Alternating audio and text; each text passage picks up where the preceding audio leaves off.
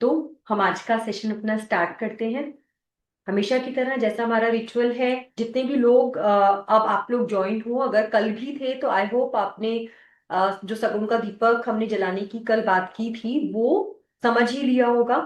आज से स्टार्ट कर दिया होगा या फिर कल आने आने वाले दिन। कल नवरात्रि स्टार्ट हो रहे हैं, गुड़ी पड़वा का ये दिन है। कल से आप जरूर स्टार्ट कर दें। तो अब हम भी अपनी क्लास को सगुन का दीपक जलाकर स्टार्ट कर रहे हैं।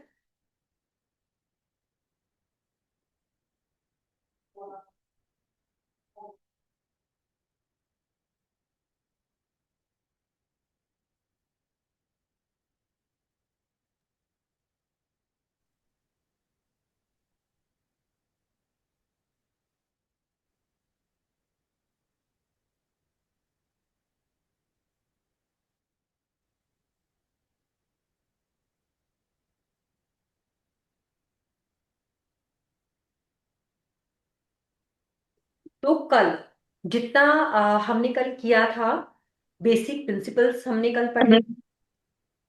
16 जोन्स के बारे में, 5 एलिमेंट्स के बारे में, और 5 एलिमेंट में कौन कौन से जोन्स हमारे आते हैं और उनके एट्रीब्यूट क्या है, ये हमने पढ़ा था। उसकी रिकॉर्डिंग आप लोगों के ग्रुप में लिंक आ गया था। अगर आपको बाद में भी देखना होगा, आपके पास अवेलेबल होगा, आप देख सकते हैं। तो आज हम स्टार्ट करेंगे। अपने मैप को आप कैसे ग्रिड करते हो? तो ये बहुत सारे लोगों का कंफ्यूजन होता है कि हम अपने मैप को की दिशा कैसे निकालें, उसको ग्रिड कैसे करें। तो आज हम पहले वहीं से स्टार्ट करेंगे। सबसे पहले कोई भी मैप आपके पास हो, या आप एक रेक्टेंगल बना लो एक पेपर पर। अगर मान लेते हैं कि ये आपका प्लॉट है, जैसा आप ये देख रहे हो, ये आपको क्लियर है ना इमेज? राइट। तो ये एक घर है, दिस इज इंडिपेंडेंट हाउस।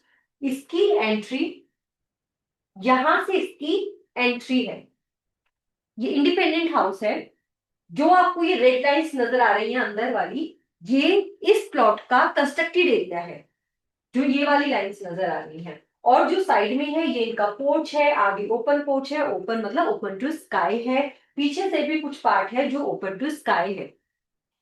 अब सबसे पहले हम देखते हैं कि हम इस तरह के इंडिपेंडेंट लेआउट को किस तरीके से ग्रिड करना चाहिए, कैसे उसकी दिशाएं मार्क करना चाहिए। सबसे पहले जब आप फ्लैट की बात करते हैं, जो आपके फ्लैट होते हैं वो पूरे ही बिल्टअप होते हैं। उनके अंदर जो बालकनी होती है वो भी कवर्ड होती है। उनको भी लोग किसी ना किसी यूज में लेकर आ रहे होते हैं। तो फ्लैट में कोई कंफ्यूजन नहीं होता। जितना एरिया आपके पास है, उस पूरे एरिया का आप सेंटर निकालोगे और उस पर अपनी ग्रिड लगाओगे। राइट, उसकी जोनिंग करोगे। लेकिन जब इंडिपेंडेंट हाउस होते हैं तो हमारे पास हमें काफी कंफ्यूजन हो जाता है कि हमें किस एरिया को ग्रिड करना चाहिए और किसको नहीं करना चाहिए। तो इसके बारे में हम बात कर रहे हैं।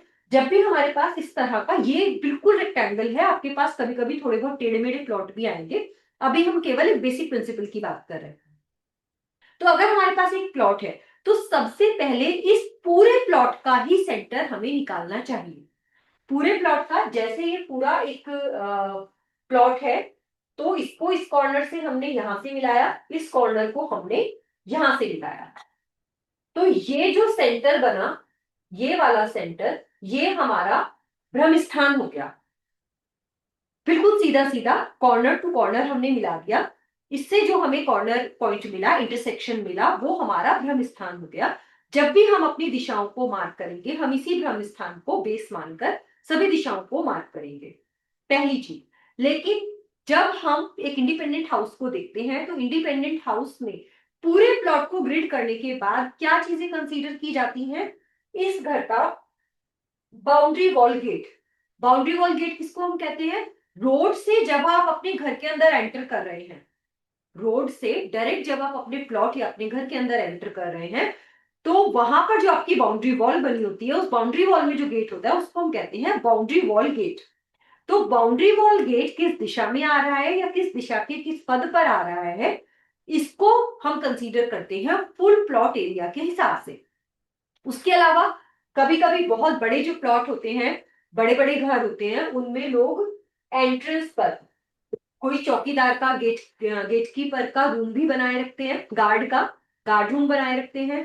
टॉयलेट बना देते हैं। तो ये सभी चीजें भी, गार्ड का रूम बना है, गार्ड के लिए टॉयलेट बना है, या फिर बाहर underground water tank, septic tank जो आपने आउटर एरिया में बनाया है, अंडरग्राउंड वाटर टैंक हो गया, सेप्टिक टैंक हो गया, कोई मोटर रखी है, पेड़ पौधे रखे हैं, जनरेटर रखा है, आउटर एरिया में आपने जो भी चीजें, जो भी एक्टिविटी के लिए सामान रखा है, वो सभी चीजें कंसीडर की जाती हैं इस हमारे पूरे फुल प्लॉट के ग्रिड के हिसाब से।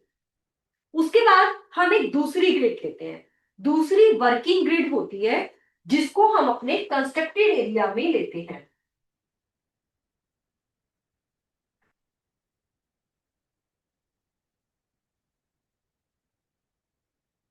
ये जो हमारा कंस्ट्रक्टेड एरिया है जो मैं मार्क कर रही हूं, ये इस प्लॉट का कंस्ट्रक्टेड एरिया है। ठीक है, ये नजर आ रहा है ब्लैक पेन से जो मैंने मार्क किया है, ये हमारा कंस्ट्रक्टेड एरिया है जिसमें ये फैमिली यहाँ पर रहते हैं। जो इनके बेडरूम है, किचन है, ड्राइंग रूम है, जो यहाँ पर बने हुए हैं वो इस कंस्ट्रक्टेड एरिया में बने हुए हैं। तो हमें एक और ग्रिड बनाना पड़ेगा जिसको हम कंस्ट्रक्टेड एरिया में बनाएंगे। तो कंस्ट्रक्टेड एरिया का सेंटर आप कैसे निकालोगे? इसको आप अगर मैन्युअली निकाल रहे हो, वैसे इसके लिए सॉफ्टवेयर्स होते हैं, जैसे हम लोग यूज करते हैं ऑटोकैड। जो भी प्रोफेशनल्स हैं जो आपको ग्रिड कर देंगे, आजकल मार्केट में बहुत सारी ग्रिड करने वाली कंपनीज भी हैं जो आपको ये चीज कर दे देती हैं। लेकिन अगर आपको खुद करना है तो कुछ सॉफ्टवेयर है, सबसे अच्छा तो ऑटोकैड ही है। अगर किसी को थोड़ा बहुत चलाना आता है तो इसमें बहुत आराम से सेंटर निकल जाता है। और अगर आप मैन्युअली निकाल रहे हो, अभी हम बात कर रहे हैं अगर आपको मैन्युअली निकालना है तो आप क्या करोगे? तो इसका एक सबसे अच्छा तरीका है, इजीएस्ट वे। इजीएस्ट वे है कि आप इसको लगभग एक रेक्टेंगल में कन्वर्ट कर लें। जो इसके ये थोड़े से कट्स एक्सटेंशंस हैं, इनको कुछ इस तरीके से मैनेज कर लिया जाए कि ये जो शेप है, ये जो प्लॉट है, ये लगभग रेक्टेंगुलर शेप में आ जाए। तो ये हम कैसे कर सकते हैं? हमारे पास एक ये बिल्कुल सीधी लाइन है, ये एक बिल्कुल सीधी लाइन है, तो यहाँ तो कोई प्रॉब्लम ही नहीं है, इनको हम पकड़ सकते हैं। उसके बाद हम ये जो इतनी लंबी लाइन सीधी जा रही है, इसको भी हम सीधा कर दें, तो ये हमारे पास एक रेक्टेंगल रेडी हो जाएगा। ये जो पार्ट हमारा बचा, जो हमने बाहर एक्सटेंड, हमारे रेक्टेंगल से बाहर जो आ रहा है पार्ट, इसको हम कट कर देते हैं। इसको हम कट मान लेते हैं कि ये हमारे इस कंस्ट्रक्टेड एरिया से कट हो गया। अब इसको लगभग, जब आपके पास नक्शा होगा टू द स्केल, आपके पास डायमेंशंस भी होंगी, उस समय आपको पता होगा कि जो हमने ये एरिया कट किया है ये लगभग कितना स्क्वायर फीट है, कितना एरिया है, अंदाजे से। अगर आप बिल्कुल मैनुअल ही काम करना चाहते हो तो इसके लिए सबसे अच्छा तरीका है कि आप जो ये टू द स्केल मैप हम पूरा देख रहे हैं, इसको आप एक ग्राफ पेपर पर बना लो, प्रिंट करा लो, चाहे खुद बना लो। ग्राफ पेपर पर आप बनाओगे तो आप ये देखो कि जितना एरिया हमने कट किया है, इसमें हमारे ग्राफ के कितने बॉक्सेस आ रहे हैं, कितने बॉक्स ग्राफ के आ रहे हैं। ग्राफ तो देखना आता होगा ना सबको, ग्राफ में छोटे छोटे से छोटे ब्लॉक्स बने होते हैं, 9, किसी में 12 ब्लॉक्स को मिलाकर फिर एक बड़ा ब्लॉक बना हुआ होता है। तो आप बड़े वाले ब्लॉक को काउंट कर लो कि कितने ब्लॉक्स इस कटिंग एरिया में आ रहे हैं। अब मान लेते हैं कि 10 ब्लॉक आ रहे हैं जो एरिया हमने कट किया है। चाहे हम इसको 10 स्क्वायर फीट ले लें, चाहे हम इसको 10 ब्लॉक्स मान लें, कैसे भी हम माने। तो हमने मान लिया कि 10 ब्लॉक आ रहे हैं जो हमने यहां से कट किए हैं। अब हमें क्या करना है? हमें अपने इस एरिया में कम से कम 10 ब्लॉक, जितना ये एक्सटेंड हो रहा है, यहां से 10 ब्लॉक के बराबर एरिया ऐड कर लेना है।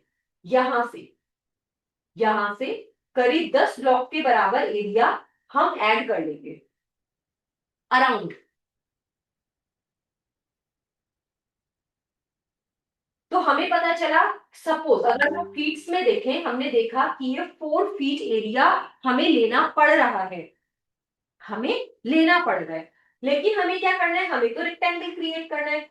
तो हम यहां से उस 10 ब्लॉक्स को ऐसे काउंट करेंगे कि हमारे इस एरिया में वो 10 ब्लॉक सेट हो जाए।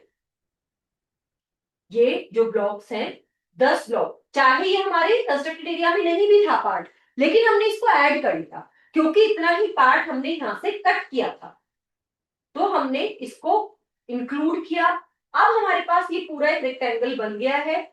इसको हम कॉर्नर से कॉर्नर तक मिला देंगे। अब इसका जो सेंटर आएगा इसको हम अपने ब्रह्म स्थान, अपनी ग्रिडिंग के लिए यूज कर लेंगे। ये बात समझ में आई? जितना एरिया हम कट कर रहे हैं उतना एरिया हम अपनी इस रेक्टेंगल में इंक्लूड कर लेंगे, तो ये लगभग एक्यूरेट निकल आएगा जब आप मैन्युअली करते हैं। इसी तरीके से आप जब भी चाहे किसी फ्लैट का निकालें, किसी भी बिल्डिंग का निकालें, उसका सेंटर निकाल सकते हैं। तो ये आपने सेंटर निकाला। अब यहां से आपको देखनी है अपने प्लॉट की डिग्री। ये था सेंटर निकालने का तरीका। इस प्लॉट में हमने क्या किया, एक सेंटर हमने निकाला पूरे फुल प्लॉट एरिया का, दूसरा सेंटर हमने निकाला कंस्ट्रक्टेड एरिया का, दो सेंटर हमने निकाले। अब हम बात करते हैं कि हम डिग्री कैसे देखेंगे इस प्लॉट के लिए, जिसमें बहुत सारे लोग आज भी गलती करते हैं।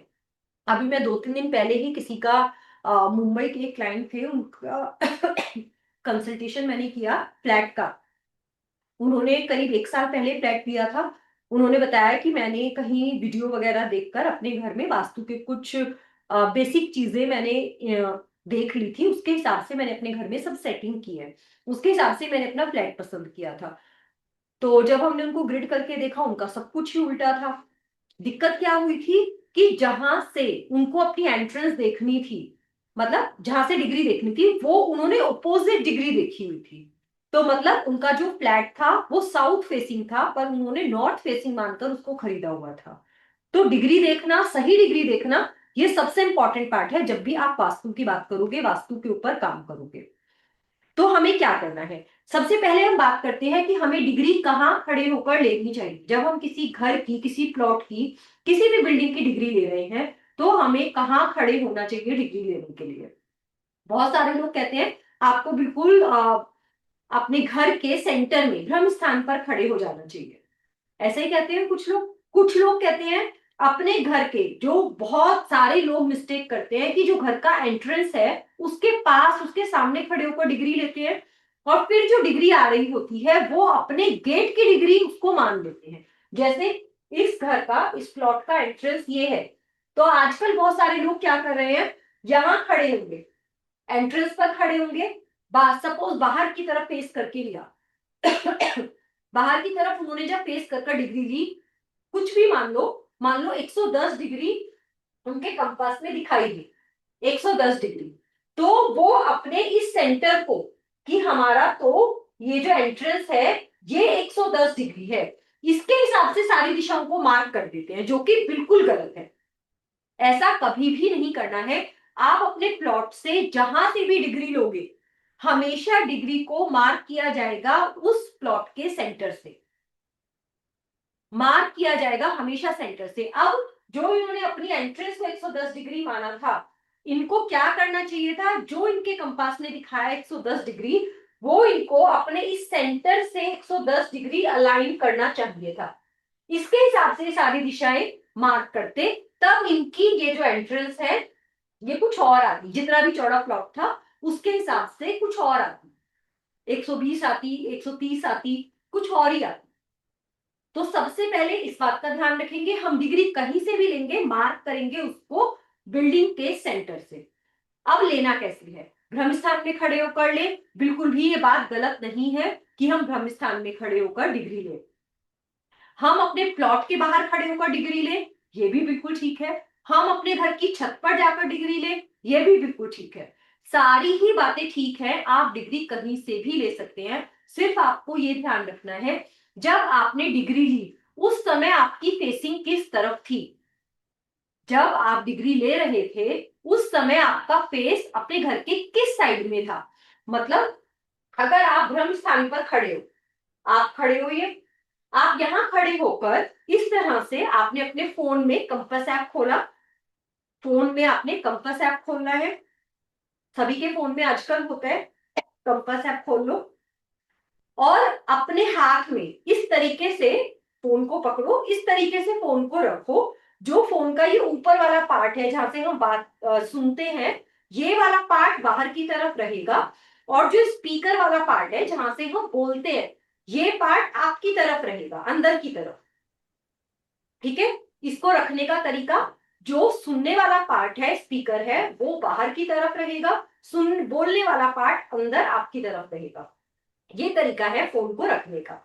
आपने अपने हाथ में इस तरीके से फोन पकड़ा, आप सेंटर में खड़े हुए। अब आप ये देखो, इस पोजीशन में जो आपने फोन रखा है, वो डिग्री जो बता रहा है, जो भी डिग्री बता रहा है, 100, 200, 300, 350, एनीथिंग, जो भी बता रहा है, वो आपने उस समय किस तरफ फेस रखा था, उस दिशा की डिग्री बता रहा है। अगर आप सेंटर में खड़े हैं और आपने, ये रोड है बाहर, ये रोड है, अगर आपने बाहर रोड की तरफ फेस किया है और आपका कंपास 220 डिग्री दिखा रहा है, 220 डिग्री, तो आपका जो प्लॉट है उसका फ्रंट 220 डिग्री है। 220 डिग्री के हिसाब से जब आप अपना चक्र लगाओगे तो सारी दिशाएं ऑटोमेटिकली मार्क हो जाएंगी।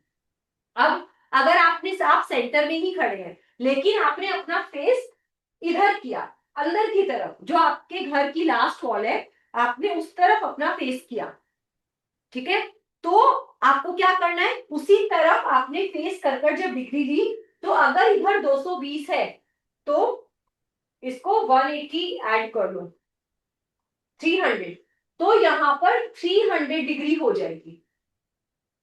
300 डिग्री ऑटोमेटिकली, क्योंकि 180 डिग्री रिवर्स होगी, यहां से 180 डिग्री, पूरा सर्कल हमारा 360 डिग्री का होता है, तो अगर एक तरफ नॉर्थ है तो साउथ कितना होगा, 180 डिग्री होगा। तो यहां पर अगर हमारा 220 डिग्री है, इधर हमारा ऑटोमेटिकली 300 डिग्री आना चाहिए। तो आप ये चेक कर सकते हो कि अगर आपने पीछे की तरफ फेस कर डिग्री ली है, तो आपको वो वाली डिग्री इधर ही मार्क करनी है, पीछे की तरफ, तो ऑटोमेटिकली सारी डायरेक्शन ठीक हो जाएगी। अब सपोज आप यहां खड़े हो, लेकिन आपने राइट साइड की तरफ फेस कर डिग्री ली है, तो वो 220 में 90 ऐड कर लो। सॉरी, ये मैंने गलत काउंट कर लिया, ये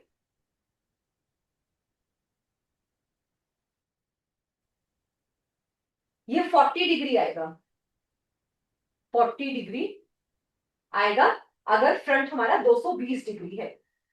220 में अगर हमने राइट की तरफ फेस कर डिग्री ली है, तो इसमें 90 ऐड करेंगे हम, तो यहां पर डायरेक्शन हमारी आनी चाहिए 310 डिग्री।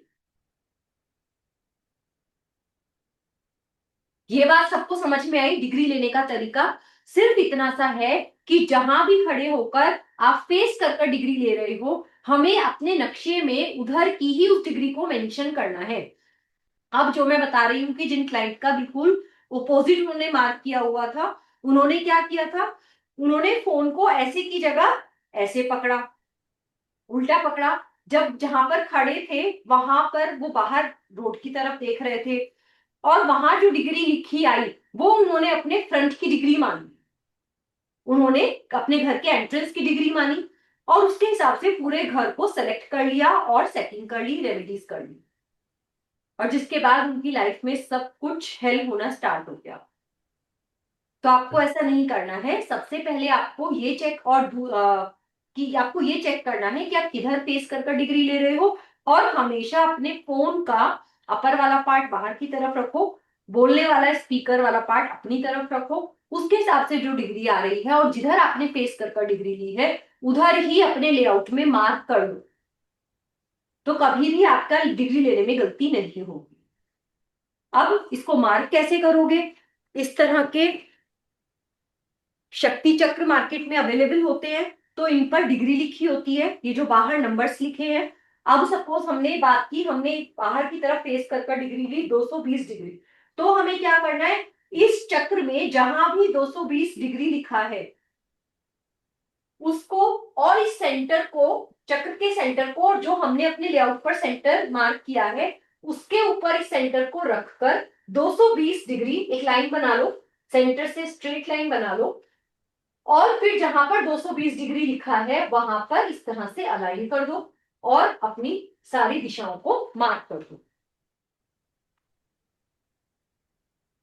तो ये मार्किंग समझ में आई? Ma'am, can I ask one question? हाँ जी। मैम, वो जो आपने अभी बताया कि आपने मतलब वो जैसे कहीं पे भी किसी भी डायरेक्शन में हम खड़े हो, तो हमने हम्म। हमारी जो भी डिग्री आई, तो जो हाँ, हमारे जो शक्ति चक्र है, हमें बस उतना डिग्री उसके ऊपर रखने का है। रखने का है, तो बिल्कुल। वो अपने आप देन फाइनली सारी वो सारी चीज, की सारी। सारी दिशाएं मार्क हो जाएंगी। जो आपने ओके। अपने लेआउट में सेंटर मार्क किया है हाँ वहां पर जी। पॉइंट बना लो। और इस हाँ चक्र का भी एक सेंटर है, ये हाँ राइट। सेंटर, इसको हाँ उसके ऊपर रख दो। और हाँ फिर आपने एक स्ट्रेट लाइन बना ली। सपोज हाँ हम इधर से सेंटर कर रहे हैं, इधर से मार्क कर रहे हैं, तो हमने यहाँ राइट। से एक स्ट्रेट लाइन बना ली। और ठीक यहाँ है। हमें 310 डिग्री से अलाइन करना है। तो हमारे चक्र में जहां 310 डिग्री लिखा है वो और इसका सेंटर इस तरीके से अलाइन कर दो, तो ये सारी दिशाएं आपको दिख जाएंगी कि आपकी क्या चीज किस दिशा में बनी हुई है। मैम इररिस्पेक्टिव किसी भी डायरेक्शन में हम खड़े होकर देख सकते हैं? बिल्कुल किसी भी डायरेक्शन में देख सकते हो, बिल्कुल गलत नहीं है। लेकिन आप रीचेक कर लो। जैसे कैसे? आपने जैसे आपने अभी हमने बात की, इस लेआउट के हिसाब से आपने राइट की तरफ फेस करके डिग्री ली हाँ जी। है ना? तो आपको ये याद रखना है कि मैंने ये डिग्री अपने घर के किस दिशा में ली थी। आपको नक्शे पर उसी दिशा में लाइन बना लेनी है, उसी दिशा हाँ। में इसको अलाइन कर लेना है। ओके। अच्छा मैम, वन मोर क्वेश्चन। आपने इसमें दो भ्रम स्थान निकाले थे, हाँ, वो उसका क्या मतलब, what is the difference between them, और वो उनका क्या हाँ। है? तो वो मैंने अभी बताया भी था कि जब आप एक फ्लैट का वास्तु करते हो तो फ्लैट में आपका पूरा ही कवर्ड एरिया होता है। इवन बालकनी जो आपकी होती है वो भी कवर्ड होती है और वो भी यूज में राइट। आती होती है। तो फ्लैट में हमें दो सेंटर निकालने की जरूरत नहीं होती, हम पूरे ही एरिया का सेंटर निकालते हैं। लेकिन जब इंडिपेंडेंट हाउस होता है तो इंडिपेंडेंट हाउस में कुछ एरिया फ्रंट में, किसी के यहाँ गार्डन है, किसी के यहाँ पोर्च है, किसी के यहाँ बैक में बैकयार्ड होता है जो ओपन टू स्काई होता है, तो उसको हम कंस्ट्रक्टेड एरिया में काउंट नहीं करते। तो राइट। वो हम फुल प्लॉट एरिया को डिग्री कर कर हम क्या चीजें देखते हैं, जो हमारा बाउंड्री वॉल गेट है वो हमेशा फुल प्लॉट एरिया के हिसाब से ही देखा जाता है कि वो किस दिशा में आ रहा है। जो हम अपना गार्ड रूम बनाते हैं, गार्ड के लिए टॉयलेट एक बाहर बहुत सारे लोग बना देते हैं। हमने गार्डन बनाया, कोई वाटर बॉडी बनाई, अंडरग्राउंड वाटर टैंक बनाया, या सेप्टिक टैंक बनाया, कोई मोटर लगाई, जनरेटर लगाया, जो भी हमारे कंस्ट्रक्टेड एरिया से बाहर की एक्टिविटीज है उनको हम फुल प्लॉट एरिया के ग्रिड के हिसाब से ही कंसीडर करते हैं कि ये किस दिशा में आ रहा है। उसके बाद हम देखते हैं कंस्ट्रक्टेड एरिया। कंस्ट्रक्टेड एरिया में जो भी चीजें बनी हुई हैं, जैसे आपका किचन हो गया, बेडरूम हो गए, टॉयलेट हो गया, मंदिर हो गए, ये सभी चीजें हम कंस्ट्रक्टेड एरिया को अलग से ग्रिड कर कर उसकी दिशाओं के हिसाब से देखते हैं। और जो आपके कंस्ट्रक्टेड एरिया का मेन गेट हो गया, कंस्ट्रक्टेड एरिया में जैसे आपने देखे होंगे ना जो कोठियां इंडिपेंडेंट हाउस होते हैं, दो तीन गेट होते हैं, एक दो ड्राइंग तीन गेट से भी होते हैं। बना देते हाँ हैं, एक लॉबी से बना देते हैं। तो हाँ। उन सभी गेटों को, जो एंट्रेंस है उसको कंस्ट्रक्टेड एरिया के ग्रिड के हिसाब से माना जाता है कि वो किस पद में आ रही है। Yes ma'am. तो मैम जो गेट है, जो मेन गेट है इंडिपेंडेंट कोठी का, अगर हम्म। जो मेन गेट है वो जो डिग्री आएगी वो अलग गिनी जाएगी, उस गेट की एंट्री की डिग्री वो अलग मेन रहेगी? गेट, वैसे आप मेन गेट किसको कह रहे हो? जो बाउंड्री वॉल गेट है। बाउंड्री वॉल गेट है, हाँ हाँ। Yes ma'am. तो बाउंड्री वॉल गेट की अलग पूरे प्लॉट की डिग्री के हिसाब से देखा जाएगा। और राइट। हम इन गेट कहते हैं जो कंस्ट्रक्टेड एरिया में आप जा रहे हो। कभी भी राइट। जब आप वास्तु देखोगे, कब बहुत सारे आपके मन में भी सवाल आएगा, क्लाइंट भी आपसे पूछेंगे कि ज्यादा इंपॉर्टेंस कौन से गेट की कौन होती से है, गेट की है? हमारे yes ma'am. Boundary wall gate की होती है या हमारे कंस्ट्रक्टेड एरिया के गेट की होती है। तो ये आप हाँ। हमेशा ध्यान में रखो कि ज्यादा वैल्यू या ज्यादा इंपॉर्टेंस हमेशा आपके कंस्ट्रक्टेड एरिया के गेट की होती है, इसीलिए हम उसको मेन गेट कहते हैं। जो ओके। बाहर वाला गेट होता है उसको इसलिए हम बाउंड्री वॉल गेट कहते हैं। ओके। ओके। है ना? तो हमेशा ज्यादा जो इफेक्ट करता है आपको, वो आपका कंस्ट्रक्टेड एरिया के गेट ही आपको ज्यादा इफेक्ट करते हैं, क्योंकि उस एरिया में आप रह रहे हो, आपकी ज्यादा राइट। एनर्जी उसी एरिया में फॉल कर रही है। तो आपको राइट। ज्यादा इफेक्ट वही करता है। अगर हम कभी चॉइस आ जाए ऐसी कि हम बाउंड्री वॉल गेट को अच्छे पद पर सेट करें या कंस्ट्रक्टेड एरिया के, तो हमेशा हम कंस्ट्रक्टेड एरिया को ही प्रेफर करते हैं कि उसका पद अच्छा आ जाए, बाउंड्री वॉल गेट का चाहे आगे पीछे हो जाए हम उसको ट्रीट कर लेंगे। तो ओके ये मैम, अगर बाय चांस अगर हमारे पास मैप नहीं है, तो हम क्या सिर्फ डायमेंशंस लेकर हम उसके ऊपर पेपर पे रख के फिर हम अपना ग्रिडिंग कर सकते हैं उसको? अगर मैप नहीं है तो हाँ, लेकिन टू द स्केल तो होना ही चाहिए ना। प्लॉट का जो साइज है वो टू द स्केल आप बना लो एक पेपर पर, उस पर ग्रेडिंग कर लो। फिर उसके हिसाब से आप अंदाजा लगा सकते हो कि मेरा बेडरूम यहाँ बना हुआ है या मेरा टॉयलेट यहाँ बना हुआ है। तो आप एक टेंटेटिव आइडिया लगा सकते हो। Thank you. और ma'am yesterday I asked you one question, कि हम्म। जैसे अगर बहुत सारे जने, मतलब we are in a joint family, but हमारी सब चीजें सेपरेट हैं, तो हम क्या, जैसे मतलब हमारा रूम है, तो बेडरूम अलग ग्रिड होगा, और हमारी हमारे पास तीन चार किचन है, तो वो सारी किचन, जैसे जो मेरी किचन है तो वो अलग ग्रिड होएगी। देखो, अगर ऐसा है कि आपकी किचन और आपके रूम का डिस्टेंस काफी ज्यादा है, यस आपकी मैम। किचन कहीं अलग है, फ्लोर है, छत लगा ऊपर हुआ नीचे नहीं है। है कि हम उस एक एरिया को नहीं। ग्रिड कर लें, तो यस, आप किचन को अलग ग्रिड कर लो, बेडरूम को अलग ग्रिड कर लो। ओके, ठीक है। Thank you so much ma'am, thank you. तो इस तरीके से हम अपने प्लॉट्स को, फ्लैट को, किसी भी चीज को ग्रिड कर सकते हैं। ये एक एग्जांपल है कि किस तरीके से ग्रिड किया हुआ है। सपोज ये फुल प्लॉट एरिया को हमने ग्रिड किया है, ये इसका सेंटर पार्ट है। यहां से आपने एक लाइन लगाई, बिल्कुल स्ट्रेट लाइन लगाई। इसकी जो डिग्री है, ये 96 डिग्री का प्लॉट है, 96 डिग्री। तो इस चक्की चक्र को हमने 96 डिग्री पर अलाइन किया, तो ये सारी दिशाएं अपने आप यहाँ पर मार्क हो गई।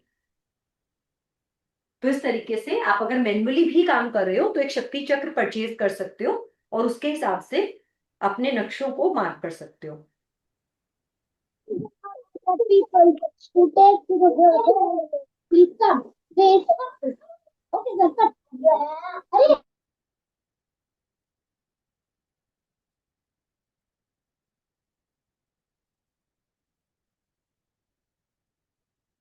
इसके अलावा जो अभी हमने सीखा वो था एंगुलर डिवीजन मेथड, जिसके बारे में आप लोगों ने सुना भी होगा कि एंगुलर डिवीजन मेथड हम क्यों यूज करते हैं। बहुत सारे लोगों का के मन में ये भी क्वेश्चन होता है कि जो हमारे ग्रंथ थे उनमें तो एंगुलर डिवीजन के बारे में बात ही नहीं की गई थी। वहां पर तो केवल भूमि विभाजन की बात की जाती थी कि भूमि को इतने इतने पार्ट में, इतने पद में डिवाइड कर लो। लेकिन अगर आप, जितने भी लोग हो, अगर आपको वाकई वास्तु में इंटरेस्ट है, तो आपको अपने ग्रंथ बारीकी से जरूर पढ़ने चाहिए। कोई भी एक अच्छा ग्रंथ पढ़ लो। बहुत सारे ग्रंथ हैं, विश्वकर्मा प्रकाश है, मायामतम है, साम्राज्य सूत्रधार है, जो बहुत अच्छे वास्तु के ग्रंथ हैं। जो अगर जिन लोगों ने कभी कोई ग्रंथ नहीं पढ़े हैं, वो पढ़ना चाहते हैं, तो मैं रिकमेंड करती हूँ कि आप विश्वकर्मा प्रकाश पढ़ो। विश्वकर्मा प्रकाश ही क्यों? क्योंकि जैसे ये विश्वकर्मा प्रकाश या कोई भी ग्रंथ उस टाइम में लिखे गए थे, ये संस्कृत लैंग्वेज में लिखे गए थे। लेकिन बाद में जब इनको ट्रांसलेट करके हिंदी में बनाया गया, तो विश्वकर्मा प्रकाश सबसे इजी लैंग्वेज में लिखा हुआ है, जो जनरली हर किसी को समझ आ जाता है। अगर आप थोड़ा आराम से ध्यान से उसको पढ़ते हो, सबको समझ में आ जाता है। तो हमारे जितने भी ग्रंथ हैं उन सब में हमारी भूमि को 16 भागों में विभाजन करने की बात कही गई है। 16 पार्ट में, 16 दिशाओं में डिवाइड करने की बात कही गई है। उसके बाद वहां पर इन दिशाओं का विभाजन सूर्य की गति से करने की बात भी कही गई है। सूर्य की गति से कैसे?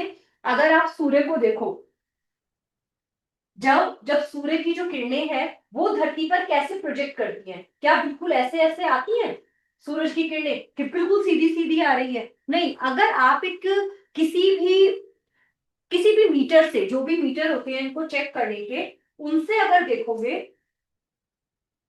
तो हमेशा सूर्य की किरणें आपको इस तरह से फैलती हुई, सर्कुलर शेप में फैलती हुई दिखाई देगी।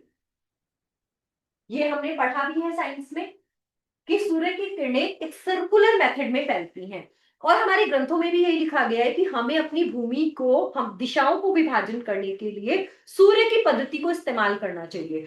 हाँ, ये बात अलग है कि जैसे जैसे वास्तु इवॉल्व होता गया, जो भी एक्सपर्ट्स थे उन्होंने कुछ टेक्निक्स निकाली कि इसको इजी कैसे किया जाए, क्योंकि ये हर किसी की बस की नहीं था। तो एक उन्होंने बहुत सिंपल टेक्निक निकाल दी, ये जो जो अभी हमने पढ़ा शक्ति चक्र के थ्रू, एंगुलर डिवीजन मेथड से, कि हम इसको डिवाइड कर सके।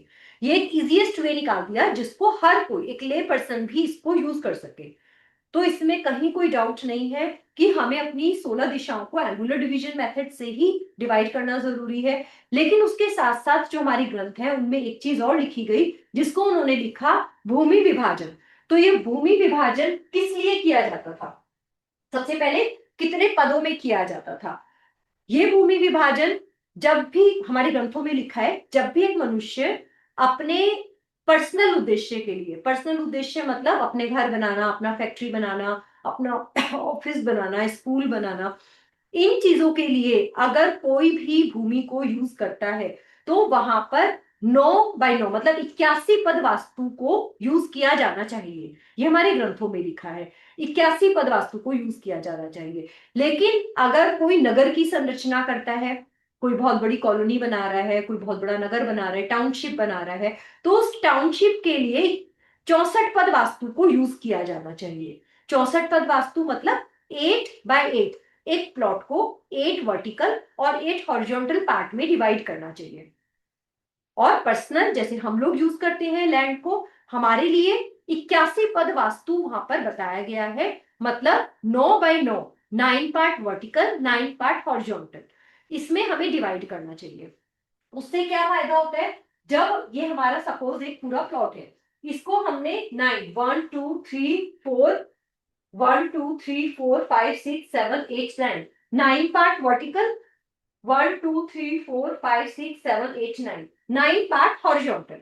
तो 9 बाय 9 पार्ट में जब हमने डिवाइड किया तो हमारे 81 पद, 81 पार्ट्स निकल कर आए। अब हमारे ग्रंथों के हिसाब से जो उनका कहना है कि हमारा जो ये 1 पार्ट होता है, एक एक पद जो आउटर लाइन का होता है, इसको कहा जाता है पिशाच भूमि। ये उसमें मेंशन किया गया है पिशाच भूमि। जब भी हम अपने किसी घर के गेट बनाने की बात करते हैं तो हमेशा मेन मतलब बाउंड्री वॉल गेट की बात करते हैं, तो बाउंड्री वॉल गेट हमेशा पिशाच भूमि में ही बनाया जाना चाहिए। कभी भी पिशाच भूमि के अलावा उसके अंदर के एरिया में बाउंड्री वॉल गेट नहीं बनाना चाहिए। उसके हिसाब से ही ये आप लोगों ने अब तक तो बहुत सारे कुछ ना कुछ तो वास्तु आपने सुना ही होगा। ऐसे सुना होगा आपने कि अगर आप नॉर्थ में गेट बना रहे हो तो N3 N4 के पद पर बनाना चाहिए, सुना है ये सबने। अगर ईस्ट में बना रहे हैं तो E3 E4 पर बनाना चाहिए। तो वो E3 E4 N3 N4 ये कहां से आए, वो यही पिशाच भूमि के पद है। 1 2 3 4 5 6 7 8, 8 सपोज इसको मान लेते हैं नॉर्थ, इसको मान लेते हैं हम नॉर्थ, साउथ, ईस्ट, वेस्ट। तो अगर हम नॉर्थ के पद देखें, 1 2 3 4 5 6 7 8, ईस्ट के 1 2 3 4 5 6 7 8, साउथ के 1 2 3 4 5 6 7 8, फिर वेस्ट 1 2 3 4 5 6 7 8। तो इस तरीके से हमारे 32 पद बनते हैं, जिनको जो हमारे ग्रंथ है उनमें इनका एक देवता, हर एक देवता का नाम है कि ये भृंगराज देवता का पद है, ये भल्लाट देवता का पद है। लेकिन लोगों को ये नाम जल्दी से याद नहीं होते थे, तो हमारे एक्सपर्ट्स ने क्या कहा, E1 E2 E3 E4 ऐसे बोल दो जिससे सबको समझ में आ जाए। जबकि हमारे ग्रंथों में E1 E2 जैसा कुछ नहीं लिखा, वहां पर एक तो ये लिखा है कि अगर वायु देवता के पद पर बनाया जाएगा तो इसके ऐसे रिजल्ट्स आएंगे, अगर भल्लाट देवता के पद पर गेट बनाया जाएगा तो ऐसे आएंगे, वरुण देवता के पद पर बनाया जाएगा तो ऐसे इफेक्ट आएंगे। ये हमने अपनी सुविधा के लिए नाम रख लिए हैं। अब अगर मान लो ये हमने 9 बाय 9 पद की बात की, जो आजकल बहुत सारे वास्तुविद बात करते हैं, स्पेशली मॉडर्न वास्तु में वो लोग बात करते हैं 64 पद वास्तु की। तो अगर हम 64 पद वास्तु यूज करेंगे तो हमारे 4 देवता तो खत्म ही हो जाएंगे। 64 पद अगर हम यूज करेंगे तो हमारे 4 देवता तो खत्म ही हो जाएंगे, तो बाकी वो 4 देवता कहाँ जाएंगे। इसलिए इससे हमें ये बिल्कुल कंफर्मेशन होता है कि हमारा 81 पद वास्तु ही बिल्कुल ठीक है, 64 पद वास्तु को हमें यूज नहीं करना है। तो ये हमें बताया गया ग्रंथों में कि जो हमारा ये आउटर पार्ट है, इसी के पद के हिसाब से हम देवताओं के प्रेजेंस के हिसाब से अपने गेट को डिवाइड करते हैं, कहाँ पर हमें गेट बनाना चाहिए और किस पद पर गेट हमें कभी भी नहीं बनाना चाहिए। कुछ देवता ऐसे भी वहां पर लिखे गए हैं कि अगर आप यहाँ पर गेट बनाओगे तो आपके पुत्र नाश का कारण बनता है। ऐसे घरों में कभी पुत्र का जन्म नहीं होता, होता भी है तो वो अल्पायु हो जाता है, कहीं एक्सीडेंट हो जाता है, या फिर वो कभी भी उन्नति नहीं कर पाता, तरक्की नहीं कर पाता। तो ऐसी बहुत सारी चीजें लिखी हुई हैं हर पद के बारे में। अब हमारा ये आउटर पद हुआ जिसे हम कह रहे हैं पिशाच भूमि, इसमें कुछ अलग अलग चीजें, जैसे हमने बाउंड्री वॉल गेट बनाया वो बनाना अलाउड है। अगर आपको घर में गार्डनिंग करनी है, पेड़ पौधे लगाने हैं, वो कहाँ लगाने चाहिए, पिशाच भूमि में। अगर आपको अपने घर में कोई एनिमल रखना है, कोई पेट रखना है, डॉग रखना है, कैट रखना है, तो उसके लिए भी यहाँ पर लिखा गया कि आपको हमेशा पिशाच भूमि में ही उसका कमरा बनाना चाहिए, कभी भी घर के अंदर उसका कमरा नहीं बनाना चाहिए। कोई नौकर रखना है घर में, जो आप परमानेंट नौकर मतलब सर्वेंट रख लेते हो या गार्ड रख लेते हो, उसका कमरा भी हमेशा पिशाच पिशाच भूमि में ही बनाना चाहिए। तो अब उसके बाद एक एक एक पद हो गया, वन, और इधर से वन, दो पद चले गए। उसके बाद सेकंड जो आया, इधर से सेकंड और इधर से सेकंड, ये चारों तरफ से एक एक पद माना जाता है मनुष्य भूमि। मनुष्य भूमि में अलग अलग चीजें बनाने के लिए बताया गया कि आप यहाँ पर बेडरूम बना सकते हैं, आप यहाँ पर किचन बना सकते हैं, और भी बहुत सारी चीजें मेंशन की गई कि आप यहाँ पर ये रख सकते हैं, वो रख सकते हैं, बहुत सारी चीजें। उसके बाद एक पद ले लिया देवभूमि, चारों तरफ से देवभूमि। अगेन अब देवभूमि में बहुत सारी चीजें मेंशन की गई कि यहाँ पर क्या क्या चीजें बनानी चाहिए। देवभूमि में आप अपनी इंपॉर्टेंट चीजें रखो, देवभूमि में आप अपने इंपॉर्टेंट डॉक्यूमेंट्स रखो, अपनी तिजोरी रखो, इस तरह से बहुत सारी चीजें बताई गई। देवभूमि में कभी भी टॉयलेट मत बनाओ, ये भी मेंशन किया गया। उसके बाद आती है ब्रह्मभूमि, ये वाला पार्ट जो हमारा सेंटर है। अब हम क्या कहते हैं, जो हमारा पूरी बिल्डिंग का सेंटर आता है, हम केवल एक बिंदु को ब्रह्म स्थान मानते हैं, जबकि वो केवल एक बिंदु ब्रह्म स्थान नहीं होता, ये पूरा का पूरा ही एरिया हमारा ब्रह्म भूमि होता है। इस ब्रह्म भूमि में आप क्या क्या चीजें बनाओ, जितना हो सके इसको ओपन रखो, ओपन टू स्काई रखो, यहाँ पर लॉबी बना लो, अपना सिटिंग एरिया बना लो, मेडिटेशन रूम बना लो। इस तरह से आप इसको यूज कर सकते हो। तुलसी यहाँ पर जरूर रखो, जो आपका ब्रह्म भूमि एरिया है, यहाँ पर अब तुलसी का पौधा जरूर रखो, ये हमारे शास्त्रों में कहा गया है। तो इसके हिसाब से अब अगर आप देखोगे कि अलग अलग चीजों के लिए डिवाइड कर दिया गया, हर एक चीज को, हर एक एक्टिविटी को इस भूमि के हिसाब से। अब बहुत सारे लोग ये भी कहते हैं, हमारे पास भी रोज क्वेश्चन आते हैं कि वैदिक वास्तु में तो भूमि विभाजन के बारे में बात की गई है, एंगुलर डिवीजन मेथड का वहां पर कहीं जिक्र नहीं है, तो ये बिल्कुल गलत है। भूमि विभाजन का जिक्र किया गया है, क्या एक्टिविटी किस एरिया में होगी, लेकिन किस दिशा में होगी वो प्रायोरिटी है, वो सबसे ज्यादा जरूरी है। इसको देखने से हमें क्या बेनिफिट होता है, इसको देखने से अब सपोज ये हमारा नॉर्थ ईस्ट है, ये सेंटर से लेकर ये हमारा सपोज नॉर्थ ईस्ट था डिग्री के भी हिसाब से, तो हमें हमारे लिए तो ये पूरा का पूरा नॉर्थ ईस्ट है। अब हम कह रहे हैं कि नॉर्थ ईस्ट में आप मंदिर बना दो, नॉर्थ ईस्ट में मंदिर बनाना अलाउड है, आप मंदिर बना दो। लेकिन नॉर्थ ईस्ट का जो ये पिशाच भूमि का एरिया है, अगर आपने मंदिर पिशाच भूमि के एरिया में बना दिया, तो आपकी पूजा, आपकी मैनिफेस्टेशन कभी भी सफल नहीं होगी। ये चीजें बहुत ज्यादा जरूरी है।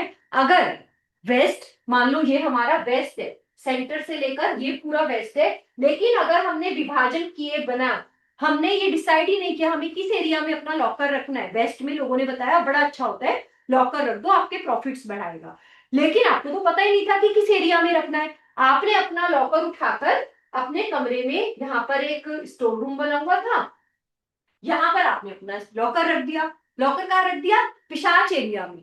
तो आपका वो धन ऐसे ही या तो चोरी हो जाएगा, नुकसान हो जाएगा, कभी भी बढ़ेगा नहीं। तो आपको ये चीज भी पता होनी जरूरी है। जब आपने डिवाइड कर लिया दिशाओं में, एंगुलर डिवीजन मेथड से आपने दिशाएं डिवाइड कर ली, लेकिन साथ में आपको भूमि विभाजन भी करना जरूरी है, जिससे आपको पता चले कि इस दिशा के किस पार्ट में मुझे क्या चीज रखनी है, मुझे अपने डॉक्यूमेंट्स कहाँ रखने हैं, मुझे अपना मंदिर कहाँ बनाना है। ब्रह्म भूमि के एरिया में कहा जाता है, अगर कोई भी इंसान ब्रह्म भूमि के एरिया में सोता है, तो वो कभी भी लाइफ में ग्रोथ नहीं करता, ना वो अपने पर्सनल लाइफ में, अगर कोई कपल्स हो गया तो वो कभी भी कंसीव नहीं कर पाते। अगर ब्रह्म भूमि के एरिया में कोई सो रहा है कपल, तो आपको तो पता ही नहीं है हमारा ब्रह्म एरिया कितनी जगह में आ रहा है। हो सकता है आपके घर का डिजाइन कुछ इस तरीके का है कि आपका बेडरूम यहीं कहीं आ रहा है, ब्रह्म भूमि में आ रहा है, आपका बेड यहीं पर ही कहीं पर आ रहा है, आपको तो पता ही नहीं था, आपने डिवाइड ही नहीं किया, आपने बस ये देखा कपल का बेडरूम साउथ वेस्ट में होना चाहिए, वो सबसे अच्छा होता है, लेकिन आपने ये नहीं देखा कि साउथ वेस्ट के किस एरिया में वो आ रहा है। आप ब्रह्म स्थान में सो रहे हो, तो ब्रह्म स्थान में सोने वाले कपल के बीच में कभी भी ग्रोथ नहीं होगी, हैप्पीनेस नहीं होगी। पिशाच एरिया में सोने वाले कपल के बीच में भी कभी नहीं होगा। तो ये भी हमें देखना जरूरी है कि हम किस एरिया में सो रहे हैं। तो ये भी हमारे वैदिक वास्तु का एक बहुत इंपॉर्टेंट टूल है, जिसको हमेशा हमें, जब भी हम ग्रिड करते हैं तो हम हमेशा ध्यान रखते हैं। नेक्स्ट, अब हम अगर आप ये चक्र हम देखें, ये है हमारा मॉडर्न वास्तु चक्र, जो कि 68 पद 64 पद वास्तु के हिसाब से जो चक्र जनरली चलता है, आप लोग इसको जनरली महावास्तु चक्र के नाम से भी जानते हैं। तो ये वाला जो चक्र है ये 64 पद वास्तु के हिसाब से बनाया गया है, जो कि बिल्कुल गलत है। बहुत ज्यादा फर्क नहीं है, कोई ऐसा नहीं कि बिल्कुल नॉर्थ ईस्ट में आ जाएगा, ईस्ट साउथ में आ जाएगा, ऐसा कोई बहुत ड्रास्टिक चेंज नहीं है। लेकिन थोड़ा सा हमारे देवता का इसमें जरूर टिल्ट है, जो हमें ध्यान रखना चाहिए। इसके हिसाब से अगर आप नॉर्थ को देखोगे, अगर आप नॉर्थ दिशा को देखोगे, तो नॉर्थ दिशा में दो देवता का एनर्जी फील्ड आता है, N4 और N5। भल्लाट और सोमा ये दो देवता हैं, N4 भल्लाट, N5 सोमा। दो देवता का एनर्जी फील्ड आता है। जबकि अगर हम 81 पद वास्तु को यूज करते हैं तो हमारे पास N4, N5 और N6 तीन देवताओं का एनर्जी फील्ड नॉर्थ में बताया जाता है, भल्लाट, सोमा और भुजंग। तो इससे क्या होता है, जब आप सही चक्र के हिसाब से अपने नक्शे को ग्रिड करते हैं, उस पर वर्किंग करते हैं, तो आपकी वर्किंग ज्यादा एक्यूरेट हो जाती है, उसके रिजल्ट्स ज्यादा एक्यूरेट आते हैं। तो हम अपने वैदिक वास्तु में 81 पद वास्तु के चक्र को भी यूज करते हैं।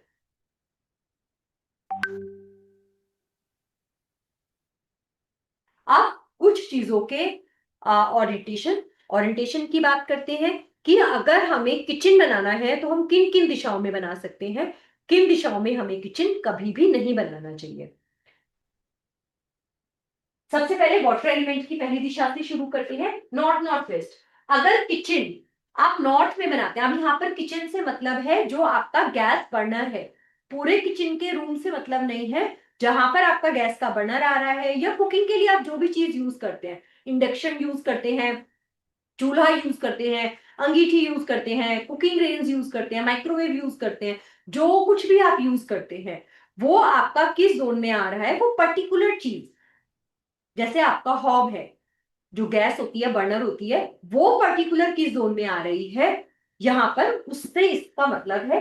तो वो बर्नर अगर आपका नॉर्थ नॉर्थ वेस्ट में आ रहा है, तो difficulty between husband and wife, north north west में अगर किचन आती है, तो वहां पर रहने वाले कपल्स के बीच में बहुत ज्यादा प्रॉब्लम्स होती है, उनके बीच में लड़ाई झगड़े होते हैं, उनकी आपस की बॉन्डिंग खराब हो जाती है।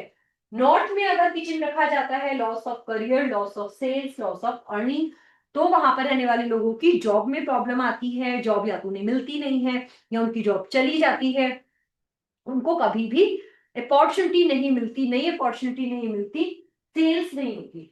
नॉर्थ नॉर्थ ईस्ट में अगर आती है तो ये हेल्थ का जोन होता है, इम्यूनिटी का जोन होता है, तो यहाँ पर रहने वाले लोग बार बार बीमार पड़ते हैं। नॉर्थ नॉर्थ ईस्ट में अगर किचन है तो लोग बार बार बीमार होते हैं, उनकी हेल्थ कभी भी अच्छी नहीं रहती। नॉर्थ ईस्ट में अगर किचन है तो उनका माइंड हमेशा कंफ्यूज रहता है। नॉर्थ ईस्ट हमारा फोकस का जोन होता है, बीमारियों का जोन होता है, माइंड हमेशा बहुत ज्यादा कंफ्यूज रहता है।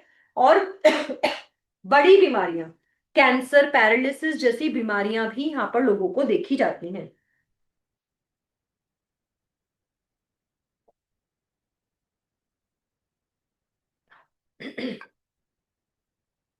ईस्ट नॉर्थ ईस्ट में अगर किचन आ जाता है तो वहां पर लोगों के घरों में हैप्पीनेस नहीं होती, वो लोग खुश नहीं रहते, हमेशा दुखी से फील होते हैं।